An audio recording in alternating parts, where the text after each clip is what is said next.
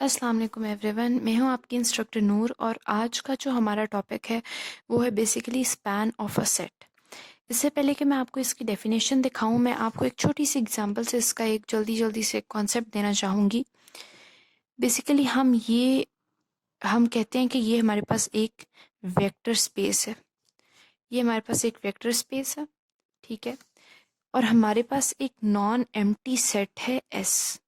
ये हमारे पास है एक नॉन एम्प्टी सेट। जैसा कि अगर ये सेट एस है और ये वेक्टर स्पेस वी का सबसेट है, इसका मतलब ये है कि जो एस है उसके अंदर भी कुछ वेक्टर टाइप वेक्टर्स होंगे उसमें, basically v1 v2 v3 up to so on, ठीक है। अब हमारे पास जो है वो स्पैनिंग सेट की हम बात करेंगे। ये इधर मैंने अभी 3 वेक्टर्स लिखे हैं, लेकिन इसमें इनफाइनाइटली मैनी वेक्टर्स हो सकते हैं इस सेट के अंदर, ठीक है।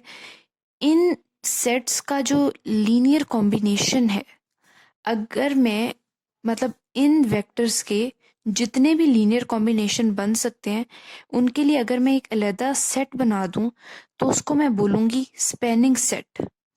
स्पैनिंग सेट ऑफ एस, जिसको मैं डिनोट करूंगी इस तरह से, ठीक है।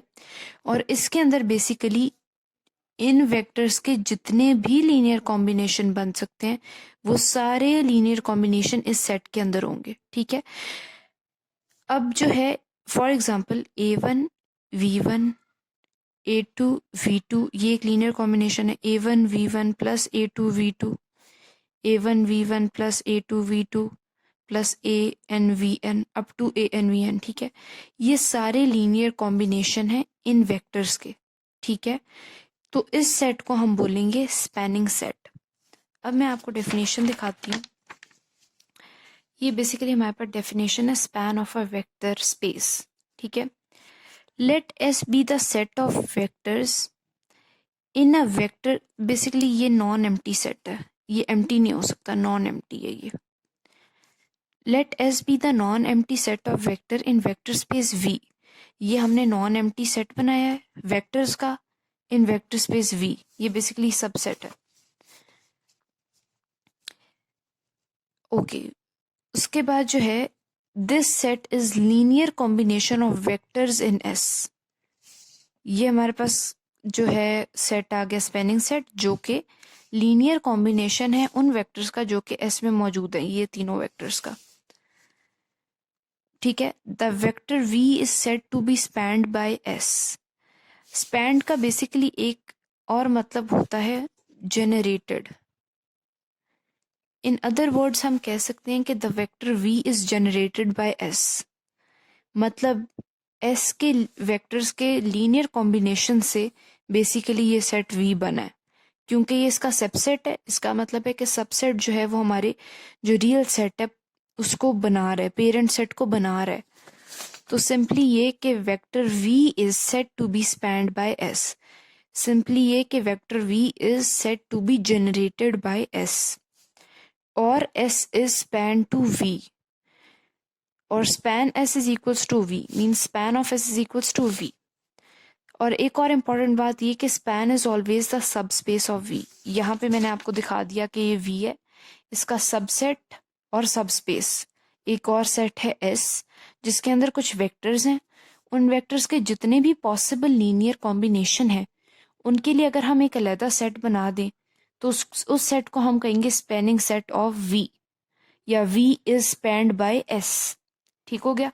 इस सेट को हम डिनोट करते हैं इस वे में, और इस सेट को बेसिकली हम कहते हैं स्पैनिंग सेट। उसके बाद हम एक छोटी सी एग्जांपल देख लेंगे जिससे कॉन्सेप्ट थोड़ा सा बेहतर हो जाएगा। अब ये देखें कि एग्जांपल फॉर स्पैन है हमारे पास, हमने कंसिडर किया, हमने एक सेट लिया जिसमें 2/3 ऑर्डर के मैट्रिसेस हैं। हमारे पास कितने मैट्रिसेस हैं? 1 2 3 और 4 मैट्रिसेस हैं हमारे पास एक सेट के अंदर। अब अगर हम इन एलिमेंट्स का जो है वो लीनियर कॉम्बिनेशन फॉर्म करें तो क्या होगा? वो बेसिकली हमने पढ़ा था कि जो भी वेक्टर्स हैं उन सबको आपस में ऐड करना है, मगर ऐड करने से पहले हम इन सब वेक्टर्स को किसी स्केलर नंबर से मल्टीप्लाई करेंगे, ठीक हो गया। मतलब ये हो गया ए, हम फॉर एग्जांपल a1 कह देते हैं और उसके बाद हम ये मैट्रिक्स लिख रहे हैं, मैट्रिक्स 1000000 प्लस बी या A2 001000 प्लस सी। अब ये देखें कि इन सारे कॉम्बिनेशंस को हमने स्केलर से मल्टीप्लाई किया तो हमारे पास ए को हमने पहले से कर दिया, बी को दूसरे से, सी को तीसरे से और डी को चौथे से। अब इन सब को जो मतलब इसको मल्टीप्लाई करने के बाद और इन सब को ऐड करने के बाद जो हमारे पास रिजल्टिंग मैट्रिक्स आएगा वो बेसिकली होगा A 0, B C 0 and D। ये हमारे पास एक जनरलाइज्ड रिजल्ट है जिसमें हमारे पास A B C and D belongs to real numbers. ठीक हो गया? मतलब A B C D के अंदर आप कोई भी रियल नंबर लिख सकते हैं। रियल नंबर इनफाइनाइट होते हैं, माइनस इन्फिनिटी से लेके 0 तक एंड देन 0 से लेके पॉजिटिव इन्फिनिटी तक होते हैं ये, यानी इनफाइनाइट नंबर्स। आप कोई भी इसमें नंबर इंसर्ट कर सकते हैं, वेदर इट इज़ नेगेटिव और इट इज़ पॉजिटिव। आप इसमें कोई भी नंबर इंसर्ट कर सकते हैं। तो बेसिकली ये जो हमारे पास सेट है ये एक जनरलाइज सेट है।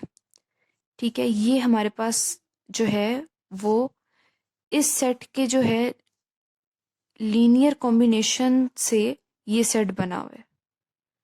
मतलब कि इन चार सेट्स के लीनियर कॉम्बिनेशन से एक रिजल्टिंग सेट हमारे पास ये आया है। और लीनियर कॉम्बिनेशन हमने इन चार सेट्स का लिया जो हमें गिवन है। हमने इनका एक लीनियर कॉम्बिनेशन बनाया और हमारे पास एक रिजल्टिंग सेट आया S।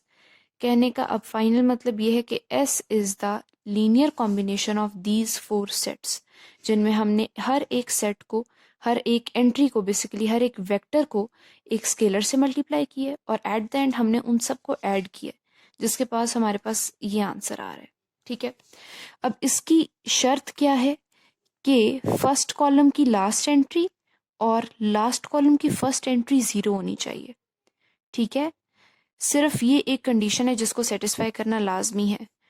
और इस 2/3 फॉर्म के जितने भी मैट्रिसेस हैं वो इसके लीनियर कॉम्बिनेशन में आ सकते हैं। लाइक आप इधर 1 लिख दें, 0 लिख दें, 2 लिख दें, 3 लिख दें, 0 लिख दें, 4 लिख दें। ठीक है, या आप इधर 5 लिख दें, 0 लिख दें, 6 लिख दें, 7 लिख दें, 0 लिख दें, 8 लिख दें। ठीक है, मगर ऐसा नहीं हो सकता कि आप यहाँ पे 1 लिख दें, यहाँ पे 1 लिख दें, यहाँ पे 2, यहाँ पे 3, यहाँ पे 0, यहाँ पे 4। ठीक हो गया? यहाँ पे हर सूरत 0 होना चाहिए। मगर ऐसा ज़रूर हो सकता है कि आप यहाँ पे 5 लिख दें या 0 लिख दें या 0 लिख दें या 0 लिख दें, यहाँ 0 लिख दें या 0 लिख दें। ऐसा क्यों हो सकता है? क्योंकि ये एंट्रीज जो हैं ये बिलोंग करती हैं रियल नंबर्स में, रियल नंबर से, और रियल नंबर्स में 0 इंक्लूडेड है।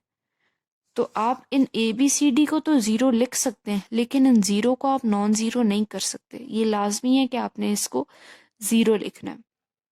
स्पेलिंग सेट की फर्दर एग्जांपल्स के लिए मैं एक और वीडियो बनाऊंगी, और अगर आपको वो देखनी है तो उसका लिंक आपको डिस्क्रिप्शन में मिल जाएगा और आप उसको देख सकते हैं।